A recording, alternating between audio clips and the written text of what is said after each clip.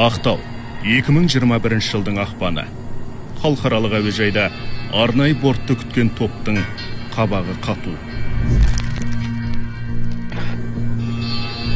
Сириядағы жерлестеріміздің соңғы легін елге жеткізген ұшақ түн ортасынан ауғанда келіп қонды. Соғыс отынан құтқарылғандар саны 11. Күшті құрылымдар гуманитарлық операцияны соңғы сәтке дейін құпия ұстады.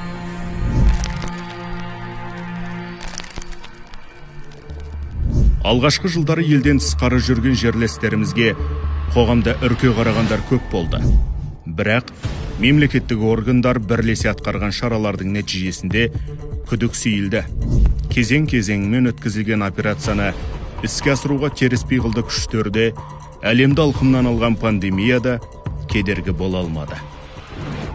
Бұл арнайы операциядағы ең басты мәселе бұл бала. Сыртта жүрген әрбір қазақ ол мемлекет үшін, ол ел үшін үлкен құндылық. Шыны керек. Мысалы, батыстың кейбір мемлекеттер ауқатты болып отырып, өте дамыған мемлекеттер отырып, өз азаматтарын алуға ешқандай әрекет жасамады. Бұл жолы 4-1 күдіктінің білегіндегі кісен шешілместен тергеу изоляторына қамалды. Солардың бірі Шерзод. Шерзод Турдимуратов, лақабаты Смайыл, Даиш халықаралық террорлық ұйымының құрамында болған. Ол Өзбекстан Республикасында дүниеге келеді. 1990 жылдардың ортасында атанасы Сайрам ауданына көшіпті. Отағасы кездейсоқ кезіккенде көсемде идеялық вирус жұқтырады. Аз уақытта бұл вирус экстремизм эпидемиясына айналып, тұтас Турдимуратовтар түтінінің санасын жаулайды. Олар киім үлгісін өзгертіп, лексикондарында діни терминдер қаулайды. Тарихтан жеріп, зайырлы қоғамды жау санайды. Осылайша отағасы жұмаққа тез жетеміз деген оймен оттың ортасына отбасын тастайды. Автомат ату, қалай жүру, қалай стойка ұстау, соғысуды солай жақты үйретті бізге. Бірақ ішінде дини и военный. Дини жақтан таухидті үйретеді. Таухидті сол Мұхаммед ибн Абдул Вахабтікін оқиды. Таухид жаратушыны бірдеп білу. Бұл түсінікті бүлікшілер сияқты қабылдамағандар бірден дұшпанға айналады. Демек, такфир шығарып, мал мүлкін тартып алудан тайынбайды. Үшінші қадам джихад. Бірінші кезеңде бұлар бүйтіп айтады. Мен дұрыспын дейді. Мен сәләп сияқты дін түсіне, мен тақлид. Өзгелерді қаралау, уже бөлінеді. Кінәлайды. Такфир, кәпірге шығарады. Бидғатшы дейді, мұнафық дейді. Кінәлау өздерінің арасында оқшауланып, бірігіп, уже күш көрсету кезеңіне өтеді. Күш көрсету кезеңнен кейін уже джихад мәселесі ең үлкен қауіп осы. Идеологияны дін деп қабылдап қоятын болса, ол жанын да беріп атқанның себебі сондықтан. Бұл идеология мен дінді арасын ажырата алмай отқан жағдай.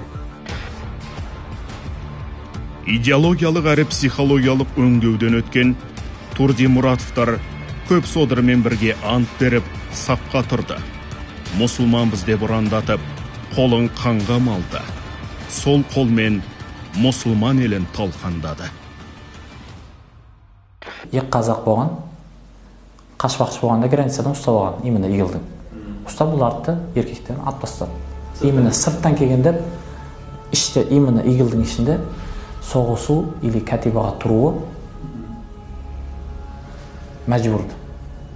Тұру шарт оны.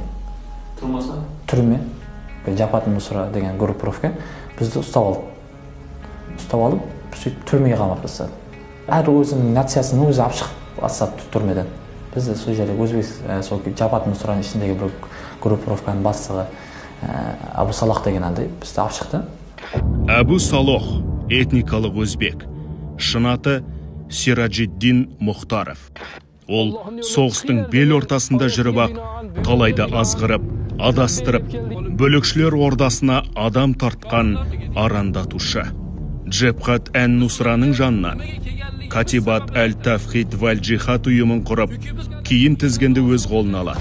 Ол әлемнің түкпір-түкпірінде жанкештілікке оңай келсетін қанқұйлы қылмыскер дайындаған радикалды уағызшы.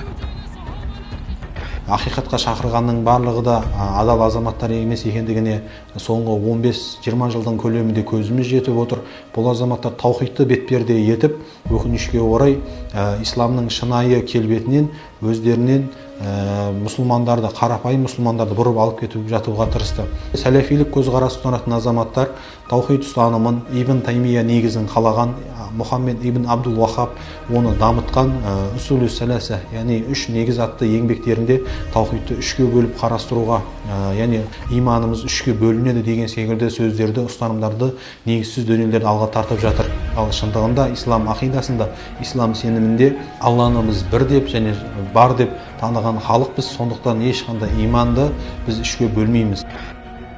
Танымы Таяз Турдимуратовтардың үлкені дәл осы Әбу Салохтың сандырағына сеніп, елден безгереді. Сол пір тұтқан псевдоуағышы жамағатқа ортақ қаржыны жымқырып, беделі тапталады. Көсемдері қудаланғанда, қарамағындағы қорқаулар да жан ұшыра қашады. Мұсылман болғаннан кейін, намаз оқығаннан кейін біреуде обязательно отыруымыз керек екен. Олар ақша үшін отыр.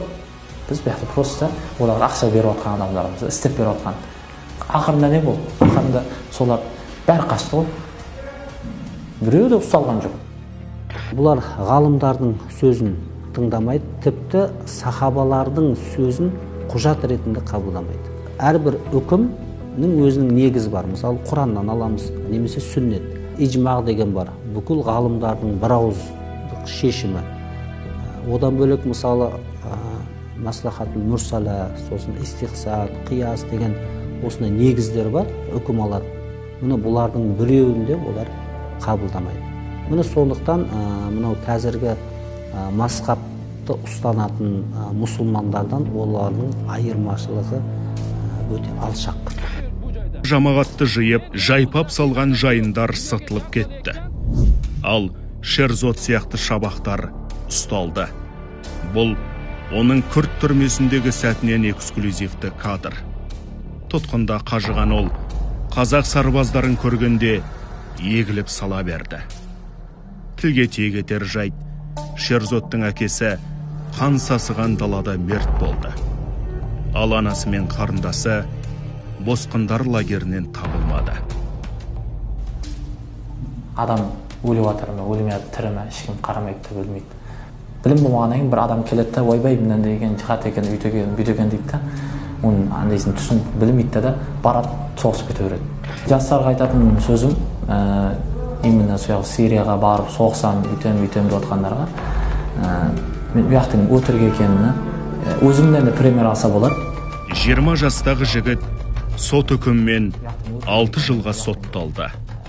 Жазасын қатаң режимдегі түрмеде өтеп жатыр. Теологтардың сабағынан қалмайды. Жол торауылдап, жақындарын күтеді. Бірақ әзірге іздеп келер ешкім жоқ.